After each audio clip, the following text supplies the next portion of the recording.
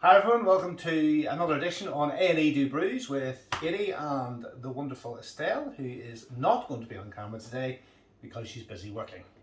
Technically I'm working as well, but hey ho. Okay, I promised we would do a review of the new Bigmouth remixed, and it's good to see that the Greater Good, Pinter, whatever you want to call them, have now done their first collaboration. We've got Bigmouth and we've also got Kiwi Me on the way as well, but we're going to do a double header with this on both the extended times and the short times. There's only 3 days of a difference, so it shouldn't really make too much of a difference. Some of them are a lot longer.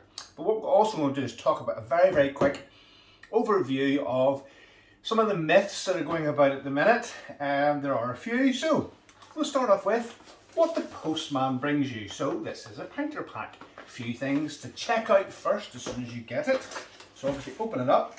You'll know from the outside if it's in good enough condition. Inside there should be your fresh press. Now, all the fresh presses are different. They contain a different amount of press due to the strength and taste that Pinter have designed that they want to achieve. So don't be upset if it's not full. So this one is to there. But each one of the same press should be the same. With that should be your purifier bottle with purifier in it. There is no seal on that bottle. Your yeast, there is a seal on this bottle, so that should be there.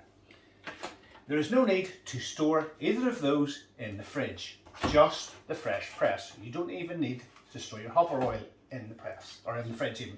So, check this out as well, make sure there's no leaks, make sure the foil seal hasn't been damaged. Again, these comes with different amounts of hop oil. Not all of them are actually oils, some of them are like fruit extracts. So just check, this one is quite full, just about to there. So make sure those are okay. As I said, the only thing that needs to go in your fridge is this.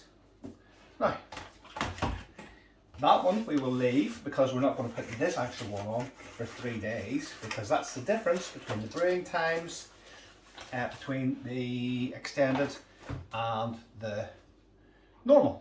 So, if I would say to you guys anything, is make sure you spend a lot of time cleaning this, even since the time that you cleaned it before when your last press was on. Clean it again, and then do not scrimp on the cleaning and sterilisation of your Pinter before you put your brew on. Special attention to your tap. Now I find that undoing both ends for cleaning is much easier, and also when you let that end flop out first, it's easier also if you put that end on first. Yes honey, I'm going to come on to that, thank you. So put that end on first, tighten up this end and put it on last. It's easier. Also, as Estelle has just pointed out while she's in the fridge, one of the best points we ever did, now this is both Pinter 1 and Pinter 2, is to lubricate with food grade silicone grease any contact points, particularly on this and indeed your cap. Any lugs or anything, and then you do not need to come off with all this weird stuff about mounting the Pinter on top of your dock. There's no need to do that if you've done your silicone grease, and it's much easier because then you're not inverting everything. We would also recommend, it's an additional cost I know, but that you also have a pressure gauge, come on to why in a wee second, and also an Ispindle. Reason for the pressure gauge is depending whether you've got a Pinter 2 or a 2.1, or indeed there's rumours now that they've even tweaked the new 2.1s to up the pressure a bit. So the only way to really know how much pressure you've got in your Pinter is by using one of these. I wouldn't leave it stuck on your Pinter all the time, definitely not, but it's a good snapshot very quickly to see where your Pinter's at. And I would also recommend that you do your brewing at a slightly different pressure too, just before you take the dock off for conditioning and put it in your fridge to build the pressure up. Now, the Ispindle is great for particularly temperature. Temperature depends where you put it. you don't want it varying too much, so it's good to have one of these in, and it also lets you know when it has brewed out. Anything above 75% attenuation would be widely thought of as having been brewed, but upwards and around 75-85% attenuation, or when you hit what the ABV says on the box. We use the Brew Spy app and we find it really easy to use, but these are just invaluable. I'll stick all the links down below into where to get your bits and pieces. You can get a gauge. Stuart from Asset Solutions, who does the Ispindle, also does a 3D printed one of the pressure gauge. Again, wouldn't leave that in. It's not a perfect seal, but it's good for a quick snapshot of where you're at with your pressure.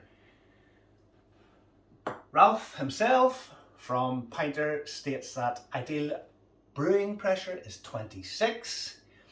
I would say that's great. 26 is fine for brewing, but realistically, to get enough carbon dioxide in the headspace. The headspace is the bit between your beer and what's left as air in your pinter. Enough CO2 in there. Really needs to be, before you pop it in your fridge, slightly over 30 psi. I would say probably 32. So for us, when I'm doing brews, I always keep an eye on the last day of fermentation, whether that be long or short, doesn't matter. The last day, I would always tweak the dial up, whatever setting it's on, if you can, just to raise that pressure up to the 32. So there's enough CO2 when it goes in the fridge at 3 degrees. That's the ideal temperature, because then the liquid starts to absorb the CO2, so you get a well carbonated, lovely fizzy beer that also you don't need to worry about it getting stuck in your pinter and not being able to pour, and thus having to open it and bottle it and do all that sort of nonsense. So what we've done, for all you new guys out there, we've spent ages sterilizing it. We've dissolved the bicarbonate of soda, I think that's what it's called, in our jug, which we're also going to use to mix our press, because it doesn't matter what the press is. I would always pre-mix it in a jug prior to putting it in your pinter, because it makes life a lot easier and you know that it's done. We just use tap water here. You can use spring water, but we always let it get up to room temperature and leave it for a week or so, just so that the chlorine sort of dissipates out of the water. It seems to work. We haven't really had a bad brew yet. With these caps, these new ones seem to be not on as tight. It looked like before somebody put them on with an air gun and you needed vice grips and all sorts of things to take them off, but vice grips would be the best thing if you do get a sticky one. These ones at the minute, as I said, seem okay. It is best to remove your press from the fridge for a good hour or two before you try and get it out of this, especially with the thicker ones like Winter Sun or Space Hopper, particularly because the sugars tend to solidify out on that one. Anything that you use, your fork, your cup, your spoon, your jug, your Ispindle, anything goes in the bicarbonate of soda first, gets sanitized. Clean, clean, clean, clean, clean, clean, clean. Now, that's been mixed. Just make sure before you tip it into your pinter that your PRV pressure valve is tightened so that it doesn't all just dribble out onto your worktop. Throw that in. And again, just keep on rinsing it with your water. Now, 5 litres is roughly what we use, and that should be the amount of liquid that goes into your pinter should be to the fill line plus the press. No more than that, because you're going to reduce your headspace, less room for the carbon dioxide to be in. So if you're going to rinse out, which you should do, rinse out your box. I'm going to probably make a mess of this. Make sure that it is included.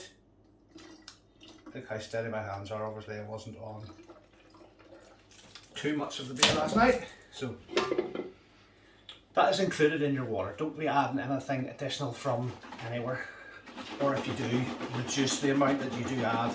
So give that a good shake up. And also when you're cleaning out your pinters, guys, if you do hear water slushing about between the skins of the pinter, that's normal. Just don't worry about it, just keep on brewing. No need to get in touch with customer service, they're not going to do anything. It's a design feature, design fact, whatever you want to call it. So that's that rinsed out. Pour in pretty much the rest of the water. What I would do at this stage is we have pre-hydrated the yeast with a tiny bit of brewing sugar just to get it started. It was the first thing that we put on. Give it time. It's now nicely done, and that was again done using the water out of our 5 litres. Everything goes in.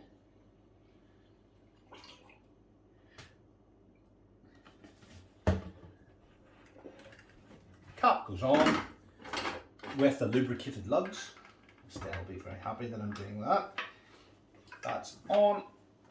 Give it a quick shake just to get the contents right. Make sure the collar's nice and tight on your tap.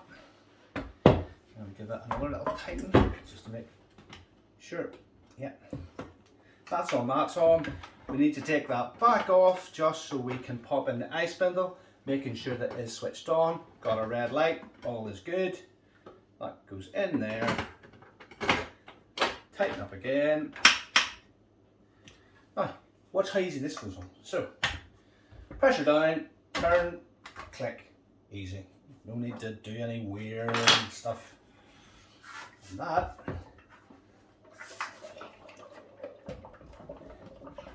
is your brew on. Now, before you set it in a corner, in a bucket, please put it in a bucket. Now, don't test this, don't wibble it about to see if it's on. It's on, believe me. If it's going to leak, it's going to be because you play about with it. So just leave it the way it is. Take out your phone, get on the Pinter app, which is good for this sort of thing. Create your brew in the Pinter app on extended times or normal times. Get that registered. Also go on to the Brew Spy app because you've got an Ispindle in there. Create your brew, and as soon as it starts sending the signal out, once it's settled down, it will start feeding the data back to you about temperature, ABV and attenuation, and away you go. If you've any questions, leave them in the comments down below. If you do have a new Pinter 2.1 that you've recently bought, please, if you have a pressure gauge, let us know at the various settings what pressures you're receiving. Recently we've had some feedback from folks that watch the channel, and there's definitely been an increase in the pressures at certain settings. So you're going to need to keep an eye on that. And in the meantime, what we'll do is we'll wait until Sunday when we will get on the other Bigmouth remixed. And then later on, about a week after that, we'll do a full review on the taste difference between the two. And Estelle will give me a hand, won't you, honey? Mm-hmm. No doubt, we'll do a bit of sampling. Give it a go. We'll give it a go. So yes, any questions or anything, please send it through to either myself or Estelle. We will get back to you. And we look forward to seeing you in the next video. Thanks for watching.